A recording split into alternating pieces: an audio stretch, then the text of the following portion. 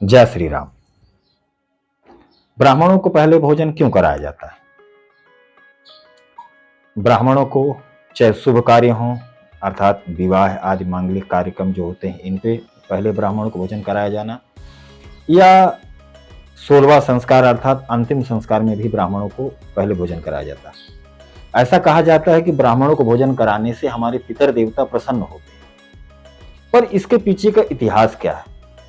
आखिर हमारे कौन से महान राजाओं ने हमें यह सम्मान दिया और ब्राह्मणों ने ऐसा क्या कार्य किया कि उनको ही प्रथम भोजन का अधिकार प्राप्त हुआ?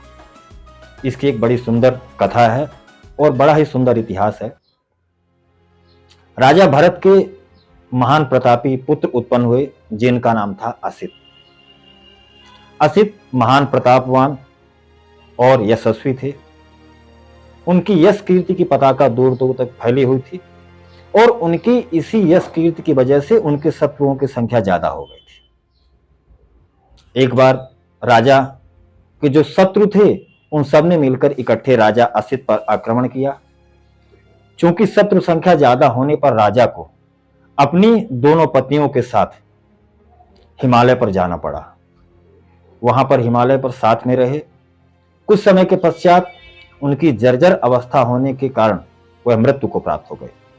राजा असित की दोनों पत्नियां गर्भवती थी।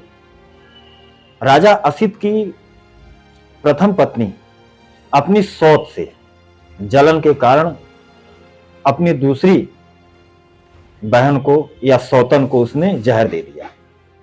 यह खबर मिलते ही दूसरी रानी, जिनका नाम कालिंदी था, वह उसी हिमालय पर रहने वाले च्यवन ऋषि के पास जाकर के उनसे प्रार्थना करी कि प्रभु, ऐसी ऐसी हमारे साथ घटना हो चुकी है, इसका क्या निवारण? यह सुनकर च्यवन ऋषि, जो स्वयं त्रिकालदर्शी थे, उन्होंने कहा कि आप चिंता मत करिए, यह पुत्र गर के साथ उत्पन्न होगा, अतः इसका नाम सगर कहलाएगा और इसकी रक्षा का पूरा दायित्व मुझ पर ही रहेगा। अतः ऐसा उन्हें आशीर्वाद देकर और साथ में च्यवन ऋषि अपने पुत्र और्य को साथ में भेजा और कहा कि इनके आश्रम पर अर्थात जहां कालिंदी और उनकी सौतन दोनों साथ में रहती थी, उनके साथ जाकर के इनकी रक्षा करना। यह सुनकर के और्य ने कहा कि पिताजी, इनकी रक्षा हमें कैसे करनी है, क्योंकि इनका शत्रु तो स्वयं इनकी सौतन है, अतः मुझे किस तरह रक्षा करनी है? तो यह सुनकर च्यवन ऋषि बोले कि हे पुत्र, यह जब दोनों भोजन करें तो कालिंदी के भोजन से पहले तुम भोजन करना, ताकि अगर उसमें विष मिला हुआ है तो इसकी जानकारी मिल जाए। यह सुनकर के और इन्हें कहा कि पिताजी, अगर उसमें विष मिला हुआ तो मृत्यु को प्राप्त हो सकता हो। यह सुनकर च्यवन ऋषि ने कहा कि हे पुत्र, इनके गर्भ में एक महान प्रतापी राजा हैं, जिनके वंश आगे चलकर के माता गंगा का अवतरण कराएंगे अर्थात माता गंगा को इस धरती पर लाएंगे।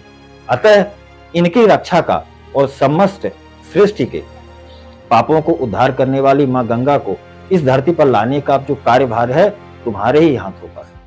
यह सुनकर के और बहुत प्रसन्न हुए और उन्होंने कहा कि अगर मेरे प्राणों का बलिदान देने से अगर राजा सगर की रक्षा और मां गंगा के अवतरण का मैं निमित्त बनता हूं तो मेरे लिए स्वीकार्य है। यह सुनकर के कालिंदी के साथ और उनके आश्रम पे गए, उसकी रक्षा करी।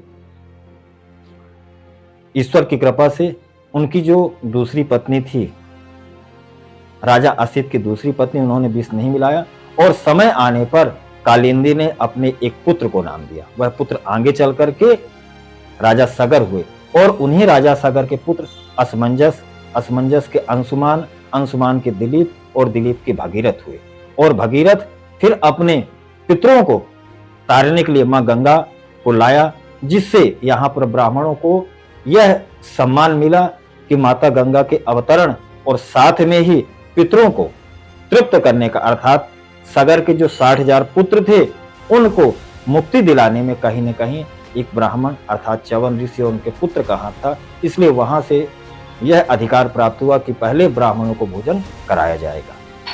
जय श्री राम।